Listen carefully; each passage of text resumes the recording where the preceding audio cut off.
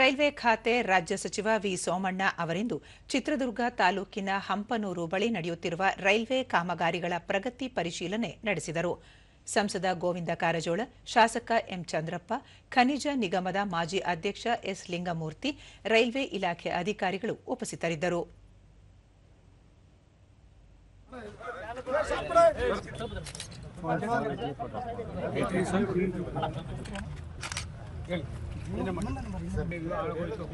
ನಾನು ಹೇಳೋದು ಫಸ್ಟ್ ಕೇಳಿ ಅದನ್ನು ಏನು ಮಾಡಬೇಕು ಅಂತ ಮಾಡಿ ಕಳಿಸಿ ಅಪ್ರೂವ್ ಮಾಡ್ಕೊಡ್ತೀವಿ. ಬಟ್ ಅವ್ರಿಗೆ ಭಾಳ ಜಾಗ ಇದೆ, ಅವಕ್ಕೆಲ್ಲ ಅಂಡರ್ ಪಾಸ್.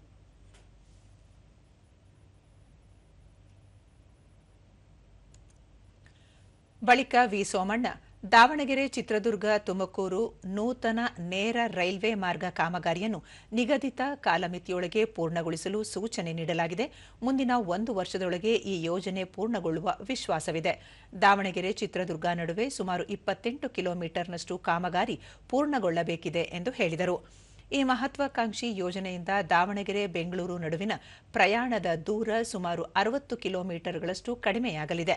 ರಾಜ್ಯ ಸರ್ಕಾರ ಕೂಡ ಭೂಸ್ವಾಧೀನ ಪ್ರಕ್ರಿಯೆಯಲ್ಲಿ ಸಹಕಾರ ನೀಡುತ್ತಿದ್ದು, ಮತ್ತಷ್ಟು ಸಹಕಾರ ಅಗತ್ಯವಾಗಿದೆ. ರಾಜ್ಯ ಸರ್ಕಾರ ತನ್ನ ಪಾಲಿನ ಅನುದಾನ ಮತ್ತು ಭೂಸ್ವಾಧೀನ ಪ್ರಕ್ರಿಯೆಯಲ್ಲಿ ವಿಳಂಬ ಮಾಡುವುದು ಸಲ್ಲ ಎಂದು ಹೇಳಿದರು. ಮುಖ್ಯಮಂತ್ರಿ ಹಾಗೂ ಉಪಮುಖ್ಯಮಂತ್ರಿ ನಡುವಿನ ಹೊಂದಾಣಿಕೆ ಕೊರತೆಯಿಂದ ರಾಜ್ಯದ ಅಭಿವೃದ್ಧಿ ಯೋಜನೆಗಳು ಕುಂಠಿತವಾಗಿವೆ ಎಂದು ಅವರು ಆರೋಪಿಸಿದರು. ಹೇಳ್ಕೊಂಡಿದ್ದಂತ ಜನ ಇವತ್ತೆಲ್ಲ ಒಂದ್ ಕಡೆ ಮಾತನಾಡಕ್ ಹೋಗ್ತಾರೆ. ಅದಕ್ಕೆ ನಾವು ಬೆಲೆ ಇಲ್ಲ.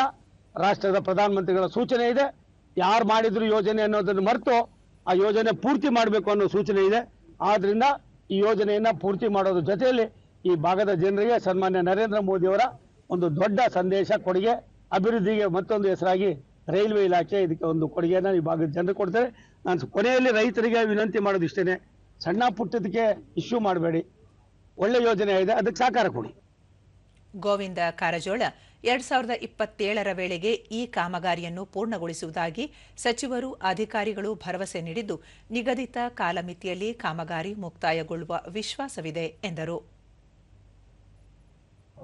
ನೋಟಿಸ್ ಕೊಟ್ಟು ಪ್ರೋಗ್ರೆಸ್ ಅನ್ನ ಹೆಚ್ಚು ಮಾಡಲಿಕ್ಕೆ ಹೇಳಬೇಕು ಅಂತ ಮಂತ್ರಿಗಳಿಗೂ ಹೇಳಿನಿ, ಹಿರಿಯ ಅಧಿಕಾರಿಗಳಿಗೂ ಹೇಳಿದ್ದೀನಿ.